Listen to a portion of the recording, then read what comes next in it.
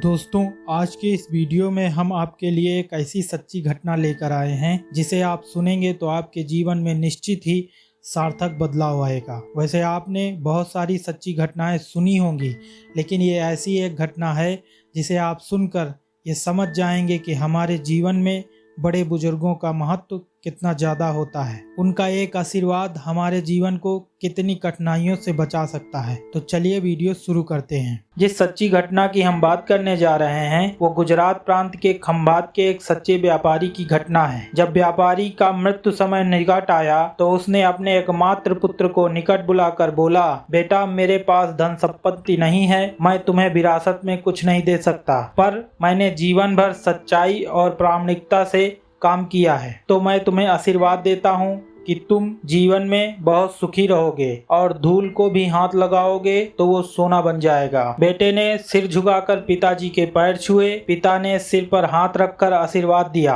और संतोष से अपने प्राण त्याग दिए। अब घर का खर्च बेटे धनपाल को संभालना था। उसने एक छोटी सी ठेला गाड़ी बनवाई और उस पे अपना व्यापार शुरू कर दिया। धीरे धीरे व्यापार बढ़ने लगा और एक छोटी सी दुकान एक बड़े व्यापार में तब्दील हो गई। अब नगर के संपन्न लोगों में उसकी गिनती होने लगी। उसको विश्वास था कि ये जो कुछ हो रहा है ये मेरे पिताजी का आशीर्वाद का ही फल है, क्योंकि उन्होंने जीवन में दुख उठाया पर कभी धैर्य नहीं छोड़ा। वो श्रद्धा से, ईमानदारी से अपना काम करते थे, इसलिए उनकी वाणी में बल था और उनका आशीर्वाद फलीभूत हुआ है, इसलिए मैं सुखी हूँ। उसके मुंह से यह बार बार बात निकलती। एक दिन उसके मित्र ने उससे पूछा कि तुम्हारे पिता के आशीर्वाद में इतना बल था तो वो स्वयं क्यों नहीं संपन्न हो पाए, वो सुखी क्यों नहीं हुए? धर्मपाल ने कहा, मैं पिता की ताकत की बात नहीं कर रहा हूँ, मैं उनके आशीर्वाद की ताकत की बात कर रहा हूँ। इस प्रकार वो बार बार अपने पिता के आशीर्वाद की बात करता तो लोगों ने उसका नाम ही रख दिया था बाप का आशीर्वाद। धर्मपाल को इससे बुरा नहीं लगता। वो कहता कि मैं अपने पिता के आशीर्वाद के काबिल निकलूं, यही मैं चाहता हूँ। ऐसा करते करते कई साल बीत गए। वो विदेशों में व्यापार करने लगा। जहाँ भी व्यापार करता उसको बहुत लाभ होता। एक बार उसके मन में आया कि मुझे लाभ ही लाभ होता है तो मैं एक बार क्यों ना नुकसान का अनुभव करूं। तो उसने अपने एक मित्र से पूछा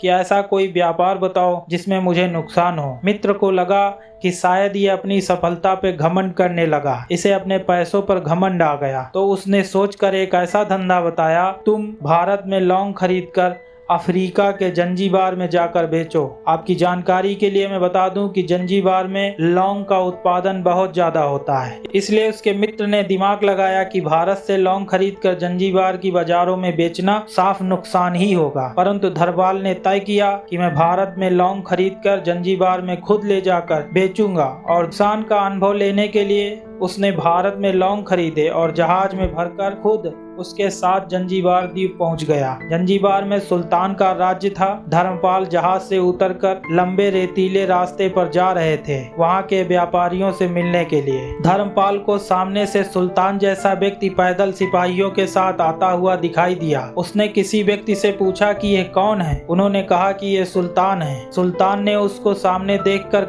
उसका परिचय पूछा। उसने कहा, मैं भारत के गुजरात के खंभात का व्यापारी हूँ और यहाँ व्यापार करने आया। सुल्तान ने उसको व्यापारी समझकर उसका आदर किया और उससे बात करने लगा।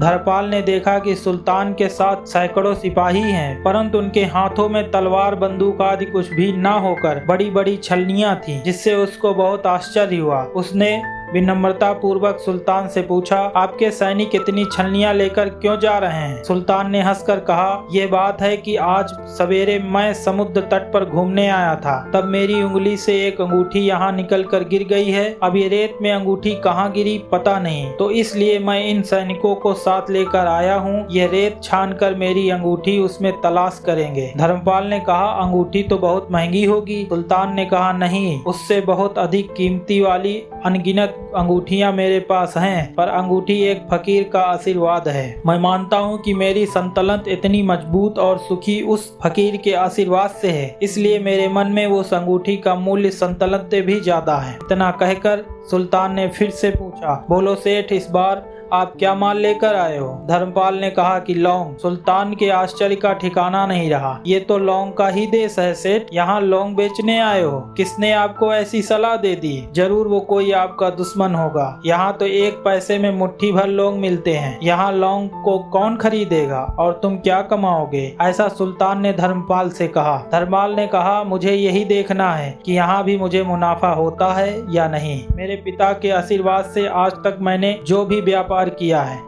उसमें मुनाफा ही मुनाफा हुआ है। जो अब मैं देखना चाहता हूँ कि उनका आशीर्वाद यहाँ भी फलता है या नहीं। सुल्तान ने पूछा, पिता के आशीर्वाद, इसका क्या मतलब? धर्मपाल ने कहा, मेरे पिताजी पूरे जीवन ईमानदारी और सच्चाई के साथ काम करते रहे परंतु धन नहीं कमा सके। उन्होंने मरते समय मुझे भगवान का नाम लेकर मेरे सिर पर हाथ रखकर आशीर्वाद दिया था कि तेरे हाथ में धूल भी सोना बन जाएगी। ऐसा बोलते बोलते धर्मपाल नीचे झुका और जमीन की रेत से एक मुट्ठी भर ली और सम्राट के सामने उंगलियां खोलते हुए धीरे धीरे उंगलियों के बीच से रेत गिराना शुरू किया। धर्मपाल और सुल्तान दोनों का आश्चर्य का ठिकाना नहीं रहा जब धर्मपाल के हाथ में एक हीरे जड़ित अंगूठी थी। वो वही सुल्तान की गुम हुई अंगूठी थी।